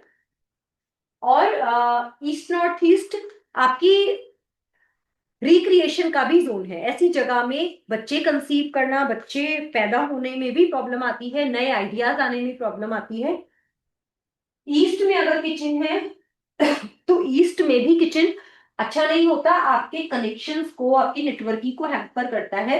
लेकिन हमारे जो ग्रंथ में, जब ग्रंथ लिखे गए थे तो जिन ऋषि मुनियों ने लिखे थे, उस समय जो ट्रेंड चलता था ऋषि मुनियों का, वो ऐसा चलता था कि वो दिन में एक टाइम ही खाना खाते थे, दिन में एक टाइम ही बनाते थे, मतलब सूर्य उदय के समय वो अपना खाना बना लेते थे। सूर्य उदय मतलब सूर्य उदय के समय तो अपनी पूजा वगैरह करते थे, 11-12 बजे के करीब वो अपना खाना वगैरह बना लेते थे। उसके बाद बस वो एक टाइम ही खाना खाते थे, पूरा दिन वो कुछ नहीं खाते थे। तो जो एक टाइम खाना बनाया जाता था उसको कहा जाता था चोखा, चोखा बनाना। तो आजकल तो हमारा ऐसा लाइफस्टाइल ही नहीं है, अब तो दिन में पूरा दिन ही किचन चलती रहती है, दिन में 4-4 बार खाना बनता है। तो अब के हिसाब से ये पॉसिबल नहीं है, लेकिन फिर भी यहाँ पर इसलिए ये लिखा गया है कि एप्रोप्रिएट फॉर चोखा। अगर किसी का लाइफस्टाइल ऐसा है जो चोखा बनाते हैं, उनके लिए ईस्ट का किचन बहुत अच्छा होता है, वो बना सकते हैं। ईस्ट साउथ ईस्ट में अगर किचन है तो वहां पर इन लॉज के साथ आपके रिलेशंस को खराब करता है और आर्ग्यूमेंट्स को बढ़ाता है। वहां पर रहने वाले लोग आपस में बहुत ज्यादा आर्ग्यूमेंट करने लगते हैं, तो आर्ग्यूमेंट को बढ़ाता है। साउथ ईस्ट, साउथ ईस्ट में अगर किचन है तो ये बहुत अच्छा होता है, कभी भी आपका पैसा ब्लॉक नहीं होने देता। ये सबसे अच्छी पोजीशन है साउथ ईस्ट किचन का बर्नर रखने के लिए। जिन भी घरों में साउथ ईस्ट में किचन होगी वहां पर और कोई भी परेशानी आ जाए, पेमेंट ब्लॉक होने की परेशानी उनकी लाइफ में कभी भी नहीं आती, कैश फ्लो अच्छा बना रहता है। साउथ साउथ ईस्ट एक्सीलेंट है। अगर कहीं पर पैसा डूब भी गया, अटक भी गया है और आपने साउथ साउथ ईस्ट में किचन रख लिया है, तो आपका पैसा वापस आने के चांसेस बहुत ज्यादा बढ़ जाते हैं। साउथ में अगर किचन है तो आपका नेम फेम बढ़ता है, बहुत अच्छा होता है। लेकिन कुछ केसेस में देखा जाता है जहां पर साउथ में किचन होता है वहां पर हस्बैंड वाइफ के बीच में एंगर इश्यूज बहुत ज्यादा हो जाते हैं। तो ये देखकर किचन प्लेस करना चाहिए। अगर कहीं पर साउथ में किचन है और वहां हस्बैंड वाइफ के बीच में आर्ग्यूमेंट हो रहे हैं, तो किचन को थोड़ा सा शिफ्ट कर ले towards the south south east. Otherwise अच्छा होता है साउथ में किचन बनाना। साउथ साउथ वेस्ट में अगर बर्नर है, फादर और सन के बीच में बहुत ज्यादा म्यूचुअल डिफरेंसेस आ जाते हैं, उनकी कभी भी आपस में नहीं बनती। हेल्थ बहुत ज्यादा खराब होती है, स्पेशली गट हेल्थ, पेट से रिलेटेड समस्या, लीवर से रिलेटेड समस्या साउथ साउथ वेस्ट का किचन दे देता है और आपके खर्चों को बहुत ज्यादा बढ़ा देता है। साउथ साउथ वेस्ट में अगर किचन है तो आपके अननेसेसरी खर्चे बहुत ज्यादा होते हैं, सेविंग्स नहीं हो पाती। साउथ वेस्ट में अगर है तो फैमिली में डिस्प्यूट्स रहते हैं, रिलेशंस खराब होते हैं और अगर बच्चे शादी की एज के हैं तो उनकी शादियां नहीं हो पाती। वेस्ट साउथ वेस्ट में है तो ये एजुकेशन का जोन होता है वेस्ट साउथ वेस्ट। तो और अगर पढ़ने वाले बच्चे उस घर में हैं जहां पर वेस्ट साउथ वेस्ट में किचन है तो उनकी एजुकेशन खराब हो जाती है, उनके स्किल्स खराब हो जाते हैं, वो बहुत अच्छा परफॉर्म नहीं कर पाते अपने एग्जाम्स में। और यहाँ पर अगर किचन है तो लोगों की सेविंग्स अच्छी नहीं हो पाती, पैसा वो बचा नहीं पाते। वेस्ट में अगर है तो वेस्ट में एवरेज होती है, विद सम रेमेडीज हम वेस्ट में किचन रख सकते हैं। स्पेशली वेस्ट में किचन किन लोगों के लिए एडवाइस की जाती है, जैसे स्वीट शॉप है। ऐसा कहा जाता है कि वेस्ट में जो अन्नपूर्णा की जगह होती है, वेस्ट में जो भी मिठाइयां बनाई जाती हैं, मीठा जो भी बनाया जाता है उसका स्वाद कई गुना बढ़ जाता है। वेस्ट में अगर किचन है और वहां पर मीठा कुछ भी बनाया जाता है तो हम लोग जैसे प्रैक्टिस करते हैं, अगर किसी रेस्टोरेंट में हमें मौका मतलब ऐसा कोई जगह मिले वेस्ट में किचन बनाने का तो हम वेस्ट में प्रेफर करते हैं। कोई बेकरी शॉप हो, कोई स्वीट शॉप हो, तो वहां पर स्पेशली हम लोग वेस्ट में किचन बनाते हैं, जिससे कि उनकी जो वो चीज बना रहे हैं सेल कर रहे हैं उसकी क्वालिटी, उसका टेस्ट बहुत ज्यादा बढ़ जाए। तो आप ये देख सकते हैं।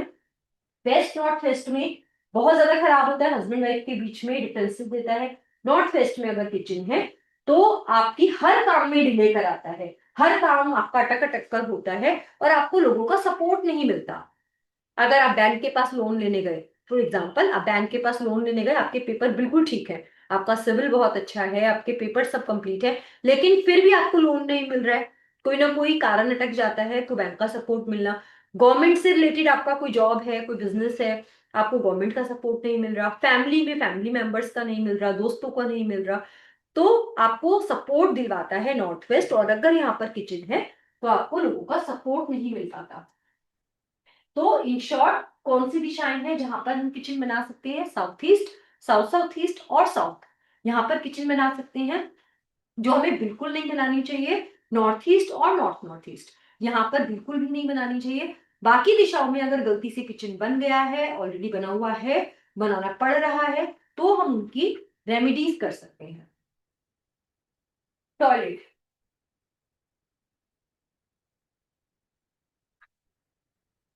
टॉयलेट अभी आपने जैसे जैसे आपने उनके एट्रीब्यूट्स पढ़े, अभी हमने किचन के लिए ऐसे ही आप समझ लो सभी दिशाओं में। नॉर्थ नॉर्थ वेस्ट कपल के लिए खराब हो जाता है, नॉर्थ में अगर टॉयलेट बनता है तो आपके जॉब के लिए, करियर के लिए खराब हो जाता है। नॉर्थ नॉर्थ ईस्ट में टॉयलेट बनता है तो हेल्थ के लिए बहुत ज्यादा खराब होता है। नॉर्थ ईस्ट में अगर टॉयलेट बनता है तो कैंसर, पैरालिसिस, न्यूरोलॉजिकल डिजीज भी दे देता है, मेमोरी लॉस भी दे देता है नॉर्थ ईस्ट में अगर किचन बनता है। ईस्ट नॉर्थ ईस्ट में अगर किचन बनता है तो इंक्रीज इन कॉन्स्टिपेशन, कॉन्स्टिपेशन को का यहाँ से क्या लेना देना है ईस्ट नॉर्थ ईस्ट से? एक्चुअली जो हमारा डाइजेशन सिस्टम होता है वो पूरी तरीके से हमारे माइंड से कनेक्ट होता है। जब हमारा माइंड खुश नहीं होता, हमारा मन खुश नहीं होता, लोग खुश नहीं होते, टेंशन में होते हैं, तो उनको सबसे पहले उनका पेट डिस्टर्ब होता है। सुना होगा, टेंशन में सबसे पहले पेट डिस्टर्ब हो जाता है। तो इसका वही रीजन है कि आप खुश नहीं रहते, खुद टेंशन में रहते हैं, उसकी वजह से आपका डाइजेशन सिस्टम खराब हो जाता है। ईस्ट में अगर टॉयलेट है तो आपके सोशल नेटवर्किंग खराब हो जाती है, पॉलिटिकल करियर आपका खराब हो जाता है। तो ईस्ट में भी कभी टॉयलेट नहीं बनाया जाता। East south east, east south east में अगर आपने टॉयलेट बनाया है तो ये आपकी एंजाइटी को रिलीव करता है। ये सबसे अच्छी पोजीशन है ईस्ट साउथ ईस्ट टॉयलेट बनाने के लिए। यहाँ पर अगर आप टॉयलेट बनाते हो तो आप ऐसी जगह पर रहने वाले लोगों को कभी भी एंजाइटी इश्यूज नहीं होते। जो बातें होंगी वो भूल जाएंगे कि चलो ठीक है, ये टाइम था, हो गया, कोई बात नहीं। तो ये बहुत अच्छी पोजीशन है टॉयलेट बनाने के लिए। साउथ ईस्ट, साउथ ईस्ट में अगर टॉयलेट है तो आपके increase in loans and delay in marriage. South east में अगर टॉयलेट तो आपका हर काम डिले होता है, हर काम में रुकावटें आती हैं, शादी में, किसी भी बिजनेस में, किसी भी डील में रुकावटें आती हैं, और आपका पैसा कहीं भी अटकना या डूबना, डूबने जैसी प्रॉब्लम यहाँ पर आ सकती है। साउथ साउथ ईस्ट में अगर टॉयलेट है तो आपका कॉन्फिडेंस, आपकी विल पावर, फिजिकल पावर कम हो जाती है साउथ साउथ ईस्ट के टॉयलेट, साउथ साउथ ईस्ट में टॉयलेट होने से। साउथ में अगर टॉयलेट है तो आपका नेम फेम खराब हो जाता है, नाम मार्केट में नहीं बन पाता। साउथ साउथ वेस्ट में अगर टॉयलेट है तो ये भी बहुत अच्छी पोजीशन है, डिस्पोजल का ये जोन होता है साउथ साउथ वेस्ट। यहाँ पर आप टॉयलेट या सेप्टिक टैंक बना सकते हैं। इवन डिस्पोजल की कोई भी एक्टिविटी है, जैसे टॉयलेट बनाना, सेप्टिक टैंक बनाना, या कुछ सीवर बनाना, वॉशिंग मशीन रखना, ये सभी चीजें, डस्टबिन रखना, ये सभी चीजें हम साउथ साउथ वेस्ट में कर सकते हैं। Same as east south east में हम कर सकते हैं। साउथ वेस्ट, साउथ वेस्ट में अगर टॉयलेट होता है तो फैमिली रिलेशन खराब होते हैं, बॉन्डिंग खराब होती है। वेस्ट साउथ वेस्ट में एजुकेशन और आपकी सेविंग खराब हो जाती है। वेस्ट में आपकी वेल्थ, आपका पैसा खराब हो जाता है, और आप किसी भी लिटिगेशन में भी फंस सकते हैं। अगर वेस्ट में टॉयलेट होता है तो आपके ऊपर कोई झूठा इल्जाम लग जाना, ऐसी प्रॉब्लम्स भी आ सकती हैं। वेस्ट नॉर्थ वेस्ट में टॉयलेट बहुत अच्छा होता है, यहाँ पर टॉयलेट बना सकते हैं। नॉर्थ वेस्ट में कभी भी टॉयलेट अच्छा नहीं होता, ये आपका सपोर्ट खराब, सपोर्ट सिस्टम खराब करता है।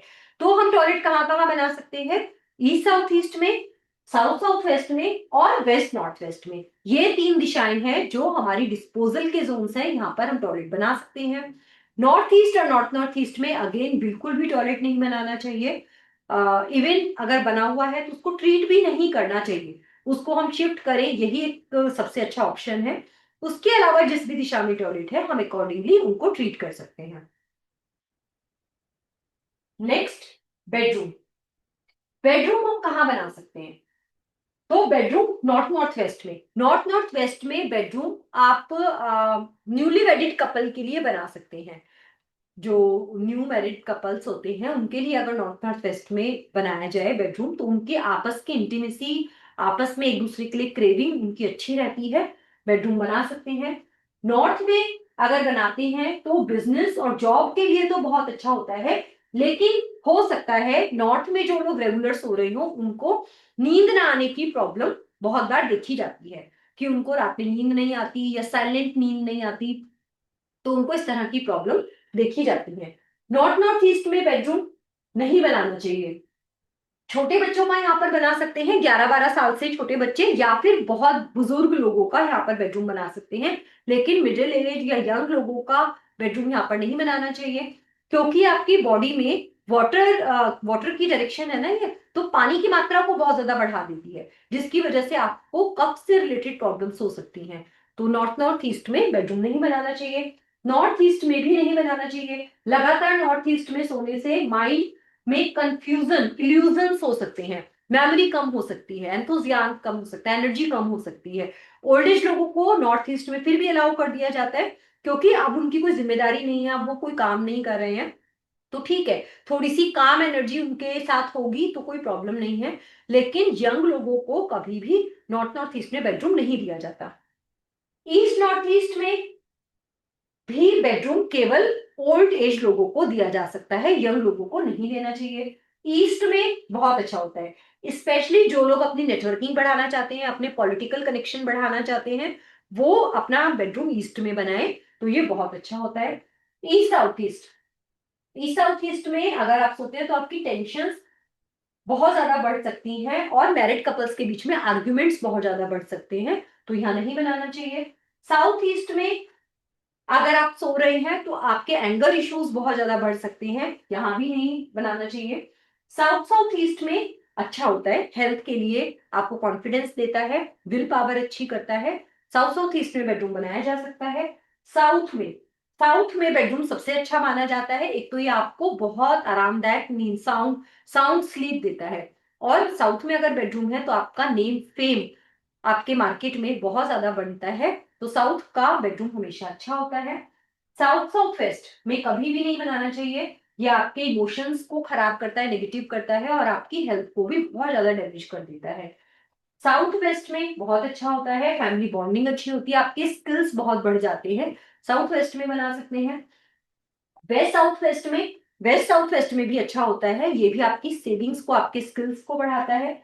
वेस्ट में भी बेडरूम अच्छा होता है, आपके पैसे को और आपके वेल्थ को, प्रॉफिट्स को बढ़ाता है, वेस्ट में भी बना सकते हैं। वेस्ट नॉर्थ वेस्ट में बिल्कुल भी नहीं बनाना चाहिए। जो लोग लगातार वेस्ट नॉर्थ वेस्ट में सोते हैं वो लोग डिप्रेशन का शिकार हो जाते हैं, तो कभी भी वेस्ट नॉर्थ वेस्ट में नहीं सोना चाहिए। नॉर्थ वेस्ट में सोने वाले लोग की लाइफ में हमेशा इनस्टेबिलिटी देखने के लिए मिलती है, उनका मूड स्विंग्स बहुत ज्यादा देखने के लिए मिलते हैं, तो नॉर्थ वेस्ट में भी हमें इसलिए बेडरूम अवॉइड करना चाहिए। तो हमारे पास मेनली हमें कौन सी दिशाओं को अवॉइड करना है, जो हमारी टॉयलेट की डिस्पोजल जोन्स थे, east south east, south south west, west north waste, इनको अवॉइड करना है। नॉर्थ ईस्ट और ईस्ट नॉर्थ ईस्ट, ये तीनों दिशाएं हमें एल्डर्स के लिए हम यूज कर सकते हैं, बाकी लोगों के लिए नहीं करनी चाहिए। उसके अलावा जो भी बेडरूम है हम कर सकते हैं, अभी हम बेसिक प्रिंसिपल पढ़ रहे हैं उसके हिसाब से ये बेडरूम्स ठीक है। लेकिन जैसे हम डिटेल में वास्तु को पढ़ते हैं, एस्ट्रो वास्तु को पढ़ते हैं, तब हमें ये भी देखना बहुत ज्यादा जरूरी होता है कि जिसके लिए हम बेडरूम सेलेक्ट कर रहे हैं उसके बर्थ चार्ट के हिसाब से। अब जैसे हमने पढ़ा, नॉर्थ का भी बेडरूम बहुत अच्छा है, ईस्ट का भी अच्छा है, साउथ का भी अच्छा है, वेस्ट का भी अच्छा है, लेकिन एक इंसान को कौन सा बेडरूम हम दें जिससे कि उसका भाग्य उदय हो जाए, उसका उसकी लाइफ 360 डिग्री चेंज हो जाए, सब कुछ पॉजिटिव हो जाए, तो ये हम कैसे चूज करेंगे? ये हम चूज करेंगे उसके बर्थ चार्ट के हिसाब से, कि उसके बर्थ चार्ट के हिसाब से कौन सी दिशा उसके लिए सबसे ज्यादा फेवरेबल है। तो इस बेस पर हम बेडरूम को सेलेक्ट करते हैं। यहां तक किसी का कोई question? No ma'am, all clear, very nice. Thank you. ठीक है, तो अब हम आगे कुछ रेमेडीज।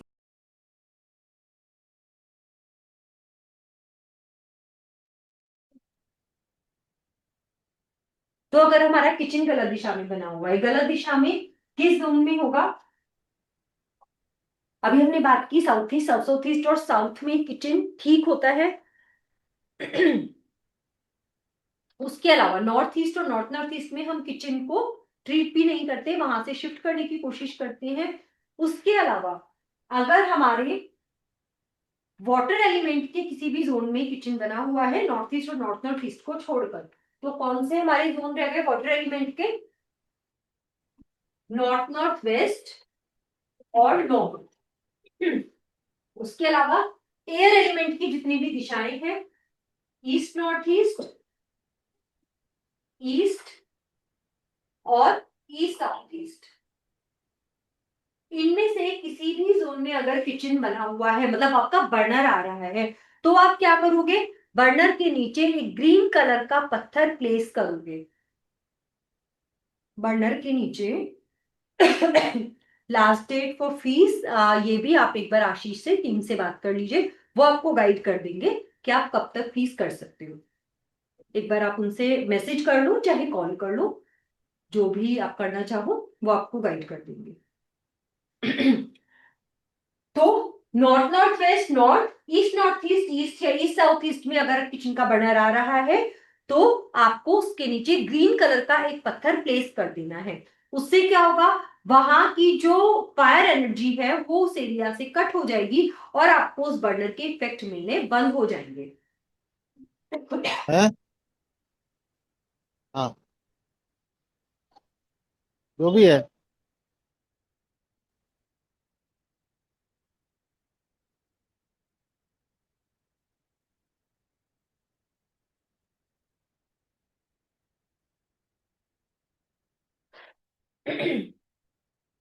साउथ साउथ वेस्ट या south west, west south west, west, west north west और नॉर्थ वेस्ट। मतलब अर्थ एलिमेंट की दिशाओं या स्पेस एलिमेंट की दिशाओं में अगर किचन का बर्नर आ रहा है तो उसके नीचे हम येलो कलर का स्टोन रखेंगे, उससे हमारा किचन ट्रीट हो जाएगा। ठीक है, तो किचन का जो बर्नर है, बर्नर के नीचे हम इन दिशाओं में ग्रीन कलर का, अर्थ एलिमेंट और स्पेस एलिमेंट की दिशाओं में येलो कलर का अगर पत्थर रखेंगे तो हमारा किचन उससे ट्रीट हो जाएगा। दूसरा, स्वास्थ्य। अगर आपका किचन गलत दिशा में रखा हुआ है तो ये सबसे ज्यादा जरूरी है। जहां आपका बर्नर रखा है उसके सामने सबके वॉल होती है, केवल उस केस में नहीं होती अगर आपने आइलैंड किचन बनाया है बिल्कुल सेंटर में, मतलब जैसे आजकल पैटर्न चलता है ना, किचन के सेंटर में एक आइलैंड काउंटर बनाते हैं, उसके ऊपर आप किचन का बर्नर वो अपना हॉब रख लेते हैं। अगर ऐसा नहीं है तो नॉर्मली जहां आपका बर्नर होगा उसके पीछे 2 फीट की वॉल होती ही है, वहां पर आपको डेली 2 स्वास्तिक बनानी है। 2 स्वास्तिक डेली, केसर से, केसर से 2 स्वास्तिक आप अपने बर्नर के पीछे वॉल पर लगाएंगे तो आपका वहां जो अग्नि से रिलेटेड समस्या, जो वास्तु दोष क्रिएट हो रहा है, वो धीरे धीरे मिनिमम होता चला जाएगा और एक पॉइंट आएगा जो वो बिल्कुल आपको नेगेटिव इफेक्ट देना बंद कर देगा। तो ये स्वास्तिक आपको डेली बनाना है, केसर से डेली आपको स्वास्तिक बनाना है बर्नर के पीछे वॉल पर। अगर आपका आइलैंड काउंटर है तो आप पीछे वॉल पर भी बना सकते हैं, जहां पर आपका आइलैंड काउंटर आ रहा है पीछे कोई स्लैब होगा वहां पर वॉल होगी तो वहां बना, तो आपको वहां पर स्वास्तिक जरूर बनाना है। पिरामिड। और साथ में आप क्या करो, जब आप 2 स्वास्तिक बनाओगे उसके सेंटर में एक छोटा सा स्वास्तिक, जैसे इस तरह से, मतलब ये जो पार्ट है इसका ये वॉल पर चिपक जाए किसी भी ग्लू की हेल्प से, इस तरीके से आप चिपका दो दोनों स्वास्तिक के बीच में एक पिरामिड। ये जो टिप है ये आपकी तरफ होगी, इससे क्या होगा, वहां से निकलने वाली नेगेटिव एनर्जी आपके लिए पॉजिटिव एनर्जी में क्रिएट होने लगेगी। तो आपको अब ये पिरामिड तो रोज नहीं चिपकाना, पिरामिड तो आप एक ही बार चिपका कर छोड़ दो, स्वास्तिक आप इसके आजू बाजू रोज बनाना शुरू कर दो। तो ये भी नेगेटिव दिशा में बनी हुई एंट्रेंस किचन का एक ये बहुत स्ट्रॉन्ग रेमेडी है, जिसको कर कर आप बहुत ही अच्छे रिजल्ट्स ले सकते हैं। साथ में अपनी किचन में एक मंगल कलश भरकर जरूर रखें। अब क्या करना है, हमें किचन जो अभी हमने पढ़ी कहां पर होनी चाहिए, तो वो हमें देखना है अपने पूरे घर के हिसाब से, पूरे घर का जो हमारा साउथ ईस्ट है या साउथ साउथ ईस्ट है या साउथ है वहां पर हमने किचन रखा। अब हमें क्या करना है, जो हमारे किचन का रूम है, किचन की जो जगह है उसको टेंटेटिवली देख लो कि टेंटेटिवली उस किचन के हिसाब से उनका नॉर्थ ईस्ट, किचन का नॉर्थ ईस्ट कहां पर आ रहा है। पूरा किचन तो आपका साउथ ईस्ट में है, सपोज आपने सही दिशा में बनाया हुआ है या नॉर्थ में भी बनाया है या वेस्ट में भी बनाया है, मान लो किसी एक पर्टिकुलर दिशा में आपका पूरा किचन आ रहा है, उस किचन का नॉर्थ ईस्ट जहां पर आ रहा है वहां पर आप एक मंगल कलश भरकर रखना स्टार्ट कर दो।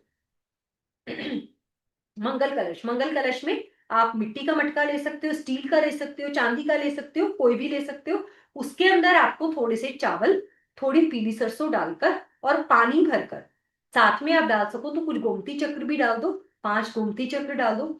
उसके अंदर पानी को भरकर उसके ऊपर एक नारियल, जल युक्त नारियल जिसमें पानी भरा हुआ हो, जो पूजा में यूज करते हैं, जटा वाला नारियल जो होता है, उस नारियल को उसके ऊपर स्थापित कर कर किचन के नॉर्थ ईस्ट में रख दें। जिस भी किचन में नॉर्थ ईस्ट में मंगल कलश रखा जाएगा वहां पर नेगेटिव एंट्रेंस, नेगेटिव एनर्जी आनी ब्लॉक हो जाएगी, वहां पर कभी भी खाने की कमी नहीं पड़ेगी, वहां के लोगों की हेल्थ हमेशा अच्छी रहेगी और वो जो खाना खाएंगे उससे उनका मन भी बहुत अच्छा रहेगा, लड़ाई झगड़े, नेगेटिविटी घर से बहुत दूर हो जाएगी। तो हमेशा घर में एक मंगल कलश भरकर जरूर रखना चाहिए, चाहे आप ये पत्थर लगाओ या ना लगाओ। अगर आपने मंगल कलश भर के रख लिया और रोज स्वास्तिक बनाना शुरू कर दिया तो ऐसी किचन में कभी भी आपको नेगेटिव इफेक्ट नहीं मिलेंगे, चाहे वो किसी भी दिशा में। तो पत्थर लेकिन लगा लो एनर्जी को कट करने के लिए, और साथ में मंगल कलश और स्वास्तिक भी जरूर बना लो, तो आपकी एनर्जी बहुत हमेशा अच्छी रहेगी किचन की। तो ये कुछ रेमेडीज हैं जिनको करके आप अपनी किचन को परफेक्ट बना सकते हैं। नेगेटिव टॉयलेट, जैसे हमने पढ़ा टॉयलेट किस दिशा में अच्छे होते हैं, east south east, south south waste और वेस्ट नॉर्थ वेस्ट, इन 3 दिशाओं में टॉयलेट अच्छे होते हैं। उसके अलावा नॉर्थ ईस्ट और नॉर्थ नॉर्थ ईस्ट में हम टॉयलेट नहीं बनाते, तो हमें बाकी दिशाओं में हमें ट्रीट करना पड़ेगा टॉयलेट को, तो वो हम देखते हैं। सबसे पहले टेप, टेप लगाना मेरे हिसाब से, मेरी नजर से, क्या टेप लगाने से कोई भी चीज ट्रीट होती है, चाहे एंट्रेंस हो चाहे टॉयलेट हो, ट्रीट हो जाती है? मैं ये कहूंगी नहीं, बिल्कुल भी टेप लगाने से कोई भी वास्तु दोष खत्म नहीं होता, इसके अपने कोई भी रिजल्ट्स नहीं होते। लेकिन फिर भी एक चीज में मैं बहुत ज्यादा स्ट्रांगली बिलीव करती हूँ, स्वर में। अगर आपने कोई भी रेमेडी की, इवन आपने एक कागज का टुकड़ा भी रखा, आपने एक कील भी लगाई, आपने एक टेप भी इवन लगाई, लेकिन आपने सही इंटेंशन और सही स्वर में लगा, तो वो भी कई बार बहुत अच्छे रिजल्ट्स दे देती है। तो टेप को लगाते हुए इसलिए, जैसे हमने बात की थी कल भी, कि जब भी हम वास्तु की बात करते हैं, स्वर विज्ञान, स्वर भी हमारे वास्तु का एक बहुत इंपॉर्टेंट टूल है, जो हम इस कोर्स में भी, अगर जो लोग आ रहे हैं कोर्स में, उनको भी हम यहाँ पर डिटेल में पढ़ेंगे। हम हर एक रेमेडी अपने स्वर के हिसाब से करते हैं। अगर आपने गलत स्वर में कोई भी रेमेडी की, वो आपके लिए कभी काम नहीं करेगी। बहुत बार आप लोगों से सुनोगे, अब ध्यान देना, कि सेम रेमेडी कोई कहेगा मेरे लिए तो बड़ा अच्छा काम करा, मेरे लिए तो 4 दिन में मेरा काम हो गया, 3 दिन में काम हो गया, कोई कह रहा है कि मैंने तो 2 साल पहले की थी, मुझे तो कोई रिजल्ट्स नहीं आए। वो होता है जब आपने वो रेमेडी करी, उस समय आप अच्छे स्वर में थे, आपने पूरे मन से इंटेंट डाल दिया उस रेमेडी को यूज करने के लिए, तो उसने आपके लिए काम कर दिया। कुछ जनरल रेमेडीज हैं, जैसे मंगल कलश है, वो रखना तो आपको अच्छे स्वर में ही है, लेकिन वो अपना इम्पैक्ट देगा ही देगा, वो अपना अच्छा इम्पैक्ट देगा ही देगा। लेकिन ये जो प्लास्टिक की टेप्स हैं, इनका कोई भी बेस नहीं है कि आपको रिजल्ट्स दे सके।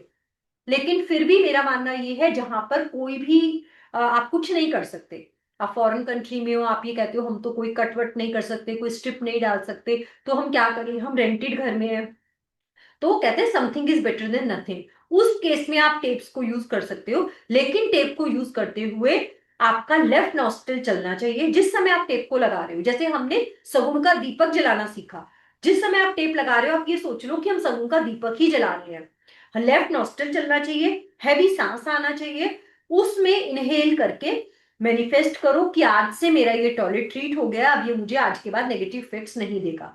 आपने मैनिफेस्ट किया, फिर टेप लगाना शुरू किया, उससे डेफिनेटली आपको कुछ ना कुछ रिजल्ट जरूर मिल जाएंगे। तो टेप कौन सी दिशा में लगानी, कौन से कलर की लगानी है? अगर हमें टॉयलेट, अगर north north waste, north north north east और नॉर्थ ईस्ट का टॉयलेट हम ट्रीट नहीं करेंगे, इसलिए मैं यहाँ मेंशन भी नहीं कर रही हूँ, उसको वहां से हटाने की कोशिश करेंगे। नॉर्थ नॉर्थ वेस्ट और नॉर्थ में अगर टॉयलेट है, तो हम ब्लू कलर की टेप लगा सकते हैं। ईस्ट नॉर्थ ईस्ट, ईस्ट और ईस्ट साउथ ईस्ट में अगर टॉयलेट बन गया है, तो हम ग्रीन कलर की टेप लगा सकते हैं। साउथ साउथ वेस्ट में तो अच्छा ही होता है। साउथ वेस्ट में अगर टॉयलेट बन गया है, तो हम येलो कलर की टेप लगा सकते हैं। South east, south south east या साउथ में टॉयलेट बन गया है, तो हम रेड कलर की टेप लगा सकते हैं। West south west, west west north west या नॉर्थ वेस्ट में टॉयलेट बन गया है, तो हम व्हाइट कलर की टेप लगा सकते हैं। टेप लगाने का तरीका, जो टॉयलेट सीट है उसके तीनों तरफ इस तरीके से टेप लगाई जाती है, और जो आपका स्कर्टिंग एरिया है थोड़ा थोड़ा उस पर भी एक्सटेंड कर दिया जाता है, जिससे कि एनर्जी के फ्लो होने का कोई जगह न बचे। तो इस तरीके से हम टेप्स को लगा सकते हैं। अब स्ट्रिप्स, ये परमानेंट ट्रीटमेंट है, स्ट्रिप लगानी चाहिए, जियोपैथिक लेवल पर ट्रीटमेंट है। स्ट्रिप लगाकर आप अपने टॉयलेट को 100% ट्रीट कर सकते हैं। लेकिन जब भी आप स्ट्रिप लगाएं, जो भी स्ट्रिप अभी हम पढ़ेंगे, उनके ऊपर एक केमिकल आता है मस्कोवाइट के नाम से, केमिकल नहीं मिनरल आता है मस्को वाइट के नाम से आप नेट पर सर्च करोगे और वास्तु रेमेडीज पर, एक ये छोटी छोटी चिप्स होती हैं, बारीक बिल्कुल पतली पेपर की तरह पतली चिप्स होती हैं, जो हम शीट के ऊपर प्लेस करके जब आप मस्को वाइट लगाकर किसी मेटल को अंदर डालते हैं तो वहां की एनर्जी 100% कट हो जाती है। तो आपको जो भी शीट लगानी है मस्को वाइट पेस्ट की हुई लगानी है। अब कौन कौन सी लगानी है? नॉर्थ नॉर्थ वेस्ट और north north east north east, east और ईस्ट साउथ ईस्ट, इन सभी जोन्स में west south west, west west north west और नॉर्थ वेस्ट, इन सभी जोन्स में हम त्रिधातु की स्ट्रिप लगाते हैं। त्रिधातु प्लस मस्कोवाइट, त्रिधातु की स्ट्रिप मस्कोवाइट के साथ लगाई जाती है। कैसे लगाई जाती है? टॉयलेट सीट के अराउंड इस तरह से कट किया जाता है, झिर्री लगाई जाती है, उस झिर्री के अंदर इस तरह से स्ट्रिप को वर्टिकल ऐसे खड़ा किया जाता है। पतली सी झिर्री लगानी पड़ेगी 1 mm और 2 mm की, उसके अंदर इसको खड़ा करेंगे और ऊपर से व्हाइट सीमेंट लगाकर इसको फिनिश कर देंगे। तो इस तरीके से त्रिधातु की स्ट्रिप मस्कोवाइट के साथ लगाई जाती है इन सभी दिशाओं के लिए। साउथ साउथ वेस्ट में तो ठीक ही होता है टॉयलेट, साउथ वेस्ट में अगर बना है तो ब्रास की स्ट्रिप प्लस मस्कोवाइट के साथ, south east south south east और साउथ में टॉयलेट सीट बन गई है तो कॉपर की स्ट्रिप मस्कोवाइट के साथ लगाई जाती है, जिससे हमारा टॉयलेट 100% ब्लॉक हो जाता है, वहां से अब एनर्जी फ्लो नहीं करती और टॉयलेट के किसी भी गलत दिशा में बनने के कोई भी नेगेटिव इंपैक्ट हमारे घर में लाइफ में नहीं आता। तो ये तरीका है स्ट्रिप से कट करने का, जो कि 100% वर्क करता है, जो हमें हमेशा यूज करना चाहिए। उसके अलावा जिस भी नेगेटिव दिशा में टॉयलेट सीट आ रही है तो टॉयलेट सीट के चारों तरफ बारीक सा छेद करके, जैसे पतली सी बिट होती है 1 mm या 2 mm का छेद करके, कितना गहरा?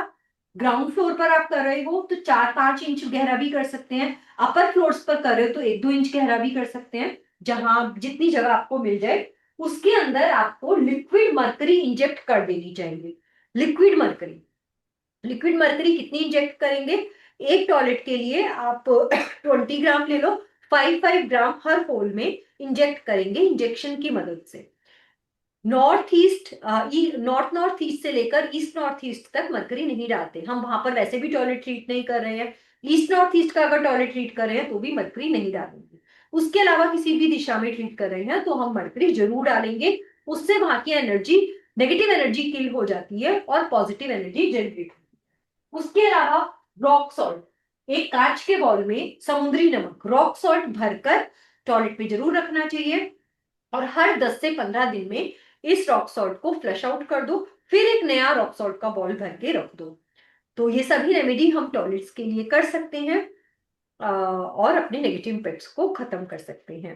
तो टाइम काफी हो गया है, बाकी फिर कभी जो लोग कोर्स में आ रहे हैं, जो मैसेज कर रहे हैं, उनका बहुत बहुत वेलकम है।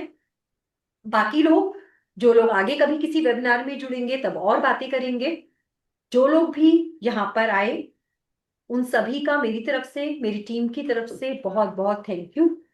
बाकी जो लोग भी आगे कोर्सेज में आना चाहते हैं, जिन्होंने अभी तक इनरोल नहीं किया, जिन्होंने कर लिया उनका तो मैंने वेलकम बोला ही है। जो लोग आना चाहते हैं, करना चाहते हैं, वो लोग जो मैंने अभी नंबर दिया था टीम का, आशीष का, उनसे व्हाट्सएप पर या कॉल कर कर अभी या कल सुबह बात कर सकते हैं। कोर्स में आइए, बहुत ही अच्छा टूल है जो लाइफ टाइम आपके साथ रहने वाला है और इतनी कम फीस, आप एक भी किसी क्लाइंट को अटेंड कर लोगे, किसी एक के लिए भी काम कर दोगे, इससे कहीं ज्यादा तो आप उसी से अर्न कर लोगे। और आपके पास एक ऐसा टूल रहेगा जिसको जब मर्जी लाइफ में जब भी कोई प्रॉब्लम आती है तब आप इसके थ्रू अपनी प्रॉब्लम्स को सॉल्व कर सकते हैं, इवन पहचान सकते हैं कि मेरी लाइफ में ये प्रॉब्लम क्यों आ रही है। तो आई थिंक ये बहुत अच्छी चीज है कि हमारे हाथ में हो कि हम अपनी कुछ रेमेडीज करके अपनी प्रॉब्लम्स को सॉल्व कर ले। तो मैं तो यही चाहूंगी कि आप सभी लोग आइए अपनी लाइफ में बहुत बहुत तरक्की कीजिए वैदिक वास्तु को यूज करके। मैं डेफिनेटली इसलिए कह सकती हूँ क्योंकि मैंने अपनी लाइफ में अपनी इतनी बड़ी बड़ी प्रॉब्लम्स को सॉल्व किया है कि अब मुझे बहुत ज्यादा फेथ है कि हाँ, किसी की भी प्रॉब्लम सॉल्व हो सकती है। और रोज बाकी प्रैक्टिकल लाइफ में रोज नए नए क्लाइंट्स आते हैं, हर किसी की लाइफ में, बिजनेस में, रिलेशनशिप में, सभी चीजों में, हर प्रॉब्लम में इतनी हेल्प करता है। लोगों की प्रॉब्लम सॉल्व होते हुए मैं रोज देख रही हूँ। तो मुझे तो कॉन्फिडेंस डेफिनेटली है, आपको भी हो जाएगा जब आप इसको अपनी लाइफ में यूज करेंगे। तो बाकी चॉइस आपकी है। जो लोग भी आज यहाँ तक जिनकी जर्नी थी, उनका भी बहुत बहुत थैंक यू। फिर कभी मिलेंगे किसी और वेबिनार में, किसी और क्लास में। Good night, thank you so much.